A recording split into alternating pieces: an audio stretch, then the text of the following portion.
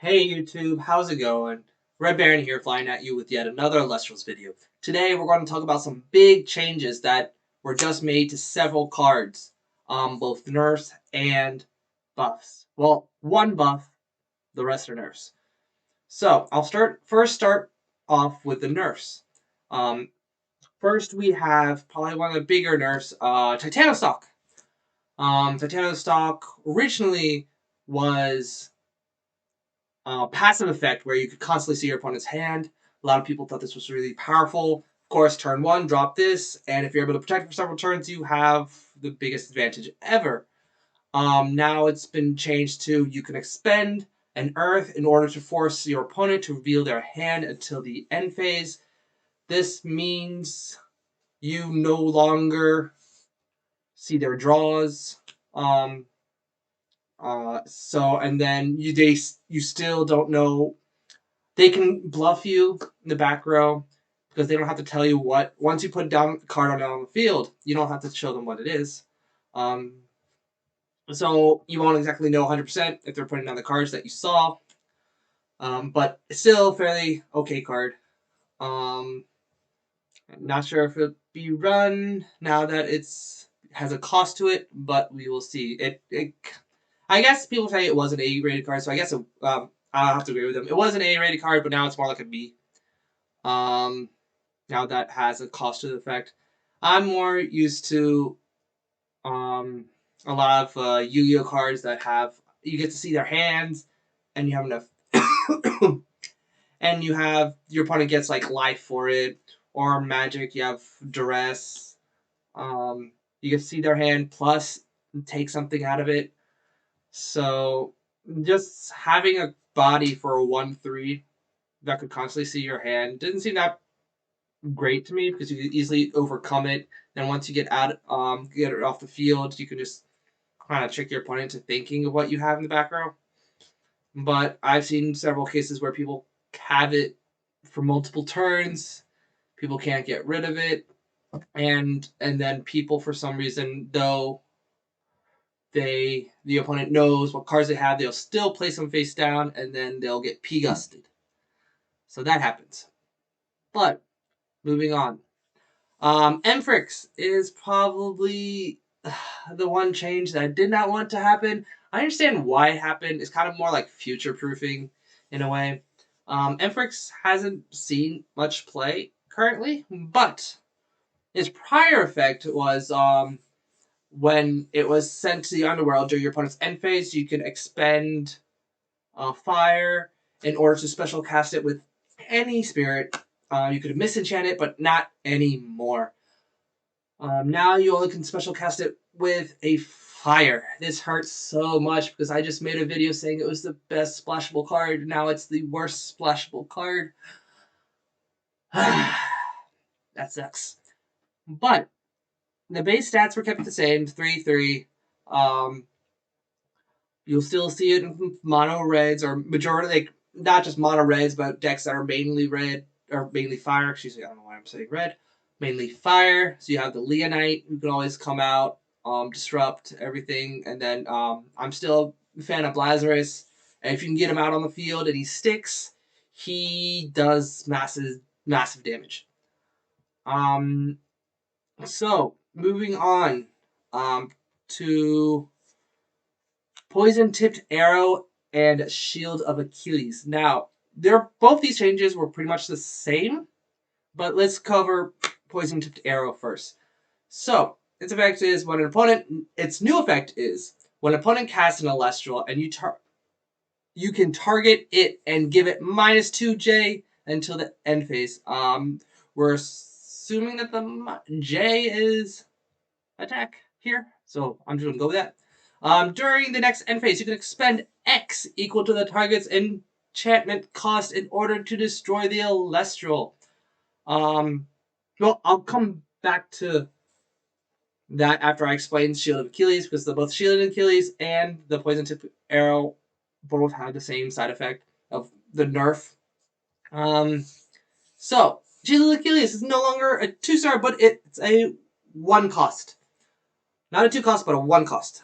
When an opponent's Celestial declares an attack, you can expend X equal to the Elestral's enchantment cost in order to negate the attack and return the Elestral to their hand. So that means if they're attacking with a 2 cost, you expend 2. If they're attacking with 3, you expend 3. So both these effects, Poison to Bear and Shield of Achilles, both pretty much have the same effect now. The difference is, the good thing about this change is the fact that you can now, I don't want to say 100% freely play 2 costs, but you have more maneuverability to play 2 costs. So now, if you play a 2 cost, your opponent now has to expend 3 to remove it, instead of just equal 2 for 2. So they have to pay more to get rid of your 2 costs on the field. And if you want to play 3, it won't feel so bad getting blown out by the 2. Getting rid you have a 2 cost trap destroying your 3 cost Elestral. Now they have to pay 4, twice as much, to remove your Elestral, which is good. In terms of gameplay, I don't see much changing in terms of 3 costs being played, but I would see a lot more 2 costs being played now. For that very reason. So, one of the biggest cards that everybody was complaining about, and saying that is really broken, that needs to be fixed, is Drops of Leaf. Leaf, finally a 2 cost. Can't tell you how happy all of us are that finally got nerfed. Now, there's a big debate whether it should be just get rid of the +1 or increase its cost. I guess in the end they decided to just give it an extra 2 cost, which I think is fine. It's now equal to a regular mulligan. It's not better than the actual mulligan, so it doesn't matter if it's in your starting hand or not. I still think it sees play. It is definitely, in most cases, better than Nog. But you may not be running 3 of them now. Maybe just 2. We'll see how that goes. Next, you have rest in peace, his soul in the heavens. Rummagen got smashed. He rummaged a little bit too much, and he got that super nerf. His stats went from a massive 4/4 body to a not so great 2/3. But it's average. Even with Fulloy, it becomes a 3/4. The 4 body stands up to most things. But now, before, with the Fulloy out, it was a 5/5 searcher that searches within its element, which is just crazy. Now he just becomes a 3/4 max. So will 4 sticks still run this? Grass sticks still run this? Yes, you'll still run it for the searches because it's searches within its element. But will it be as oppressive as before? No, it will not. Thank goodness. Now any 4s or any 4s will be able to get over it, and any 5s can get over it. This is a great change. I am very happy about this change. Grass has seen a lot of power lately. Well, I want to say, it has a lot of control over the board currently with its life gain, with its search ability. You have Staff of Demeter, which allows you to get back spirits. It has a lot of control, a lot of tempo. Very good tempo deck. With this, we'll see how the tempo goes. It'll probably slow down a little bit now that if they play Rummagem, it's not actually surviving a turn, so your opponent will have a chance to actually get it off the field. So now that we've done with all the nerfs, we're going to go to the buff, which I am glad about because this buff is to one of my favorite cards.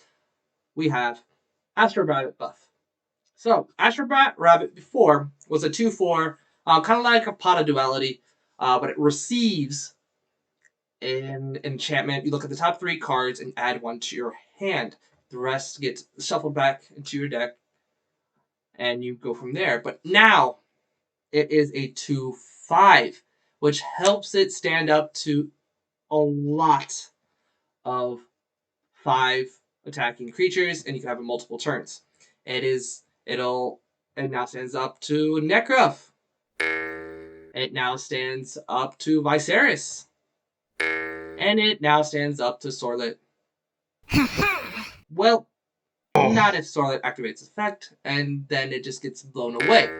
But the fact that it's able to survive a turn, possibly more often than not now, because it's 5 defense, is great for Thunder, because now you have things like Sonic Core that can come in next turn, and your opponent won't be able to activate any traps. It is a wonderful thing for Thunder fans out there. This buff will change Thunder. I think people will start using it a lot more now. It still has, the reason for this buff is Thunder doesn't have any strong attackers. The highest stat is a 4/1 Spark Hit.